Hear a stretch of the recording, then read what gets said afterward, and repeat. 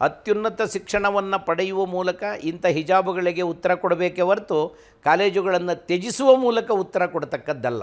ಸಿಖ್ಖರು ಧರಿಸುವ ಟರ್ಬನ್ಗಳನ್ನು ಅಂತಾರಾಷ್ಟ್ರೀಯ ವೇದಿಕೆಗಳಲ್ಲಿ ಮಾನ್ಯ ಮಾಡಲಾಗಿದೆ.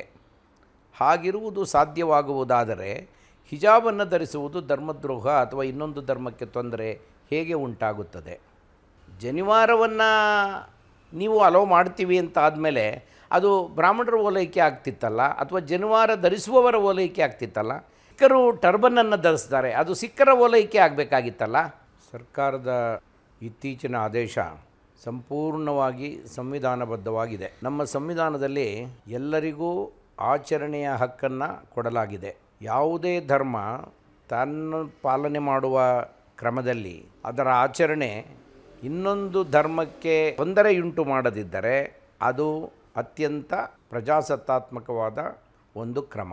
ಅಂಥ ಕ್ರಮದ ಅನುಸಾರವಾಗಿ ಹಿಜಾಬನ್ನು, ಜನಿವಾರವನ್ನು, ಮಣಿಮಾಲೆಯನ್ನು, ಟರ್ಬನ್ನನ್ನು ಇವೆಲ್ಲವನ್ನು ಧರಿಸಲು ಸರ್ಕಾರ ಕೊಟ್ಟಿರುವ ಆದೇಶ ಅತ್ಯಂತ ಪ್ರಜಾಸತ್ತಾತ್ಮಕವಾಗಿದೆ ಅಂತ ನನಗೆ ಅನ್ನಿಸ್ತಾ ಇದೆ. ಕೆಲವರು ಹಿಜಾಬನ್ನು ಮಾತ್ರ ಗುರಿ ಮಾಡಿ ಮಾತನಾಡುವವರು ಇದ್ದಾರೆ. ಇದು ಧಾರ್ಮಿಕ ದ್ವೇಷವಲ್ಲದೆ ಬೇರೆ ಏನೂ ಅಲ್ಲ. ಸಿಖ್ಖರು ಧರಿಸುವ ಟರ್ಬನ್ಗಳನ್ನು ಅಂತಾರಾಷ್ಟ್ರೀಯ ವೇದಿಕೆಗಳಲ್ಲಿ ಮಾನ್ಯ ಮಾಡಲಾಗಿದೆ.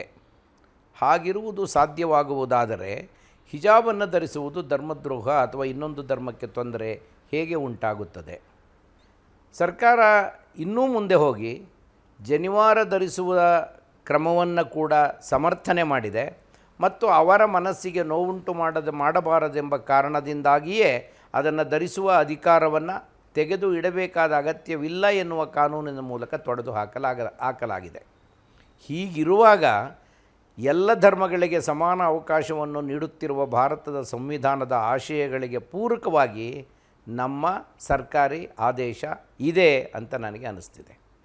ಬಹುಶಃ ಇದಕ್ಕೆ ಆಕ್ಷೇಪ ಎತ್ತುವವರು ಖಂಡಿತವಾಗಿ ಕೋರ್ಟಿನ ಮೊರೆ ಹೋಗಬಹುದು. ನನಗೆ ಗ್ಯಾರಂಟಿ ಇದೆ, ಕೋರ್ಟ್ನಲ್ಲಿ ಸಂವಿಧಾನದ ಆಶಯಗಳಿಗೆ ಪೂರಕವಾಗಿ ಇದನ್ನು ಎತ್ತಿ ಹಿಡಿಯುವ ಎಲ್ಲ ನಂಬಿಕೆ ನನಗಿದೆ. ಆದ್ದರಿಂದ ಸರ್ಕಾರದ ಆದೇಶ ಸಂವಿಧಾನಕ್ಕೆ ಪೂರಕ, ಧರ್ಮ ಪಾಲನೆಗೆ ಪೂರಕ ಮತ್ತು ಧರ್ಮಾಚರಣೆಯಲ್ಲಿ ಯಾರೂ ಯಾವುದೇ ಧರ್ಮದ ಇನ್ನೊಂದು ಧರ್ಮದ ಆಚರಣೆಯಲ್ಲಿ ತಲೆ ತೂರಿಸುವಂತಿಲ್ಲ, ಮೂಗು ತೂರಿಸುವಂತಿಲ್ಲ ಎನ್ನುವ ಎಲ್ಲರ ಒಪ್ಪಿಗೆಯ ಆದೇಶವನ್ನು ಹೊರಡಿಸಲಾಗಿದೆ. ನೋಡಿ, ಇದು ಒಂದನ್ನೇ ನೀವು ವಾಪಸ್ ಪಡೆದರೆ, ಹಿಜಾಬನ್ನು ಧರಿಸುವ ಒಂದು ಕಾನೂನನ್ನೇ ವಾಪಸ್ ಪಡೆದರೆ ಬಹುಶಃ ಅನಪೇಕ್ಷಿತವಾದ ಅಹವಾಲುಗಳು ಬರ್ತಾಯಿದ್ವು. ಜನರು ಕೆಲವು ರಾಜಕೀಯ ಪಕ್ಷಗಳು, ವಿಶೇಷವಾಗಿ BJP ಅಂತಲೇ ನಾನು ಹೇಳೋದಕ್ಕೆ ಬಯಸ್ತೇನೆ, ಅವರು ವಿನಾಕಾರಣ ಆಕ್ಷೇಪವನ್ನು ಎತ್ತುವ ಕೆಲಸವನ್ನು ಎಲ್ಲ ಕಾಲದಲ್ಲಿ ಮಾಡ್ತಾ ಬಂದಿದ್ದಾರೆ. ಅವ್ರಿಗೆ ಇನ್ನೊಂದು ಅವಕಾಶ ಕೊಡುವ ಉದ್ದೇಶ ಸರ್ಕಾರಕ್ಕೆ ಇಲ್ಲವಾದ್ದರಿಂದ ಆ ಕೆಲಸವನ್ನು ಮಾಡಿಲ್ಲ.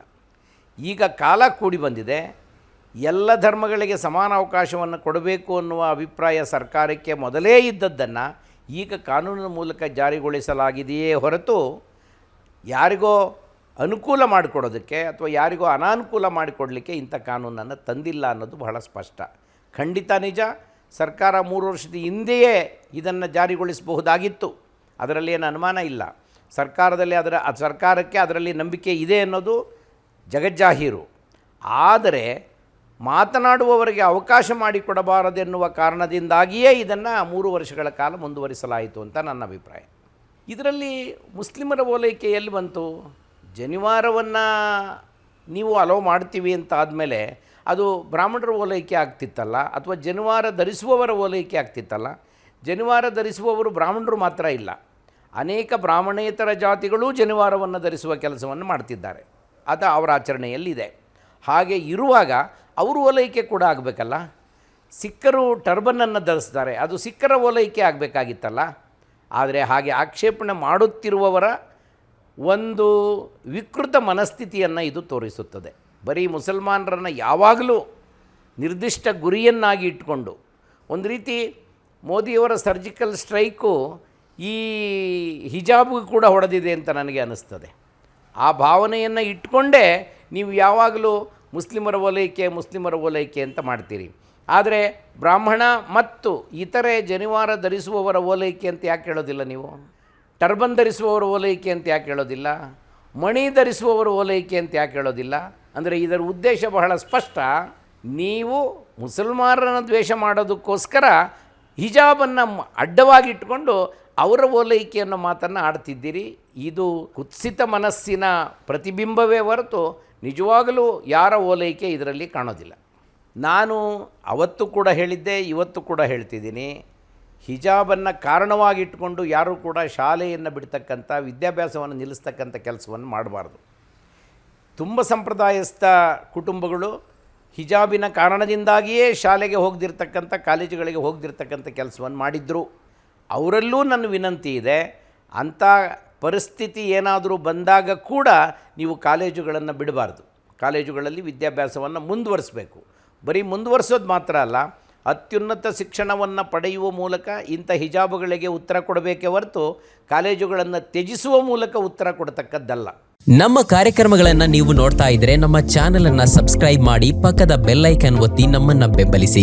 ಹಾಗೆ ನಮ್ಮ ಕಾರ್ಯಕ್ರಮಗಳನ್ನ ಲೈಕ್ ಮಾಡಿ, ಕಮೆಂಟ್ ಮಾಡಿ, ಅದನ್ನ ಬೇರೆಯವರಿಗೂ ವಾಟ್ಸ್ಆಪ್ ಮೂಲಕ ಶೇರ್ ಮಾಡಿ. ನೀವು ಹೀಗೆ ಮಾಡಿದಾಗ ನಮ್ಮ ಚಾನೆಲ್ ಮತ್ತಷ್ಟು ಜನರಿಗೆ ತಲುಪಲು ನೀವು ನಮ್ಮೊಂದಿಗೆ ಸಹಕರಿಸಿದ ಹಾಗಾಗುತ್ತೆ. ಇದು ನೀವು ಯಾವುದೇ ಖರ್ಚಿಲ್ಲದೆ ಕೆಲವೇ ಸೆಕೆಂಡುಗಳಲ್ಲಿ ನೀಡಬಹುದಾದ ಸಹಕಾರ. ಧನ್ಯವಾದಗಳು.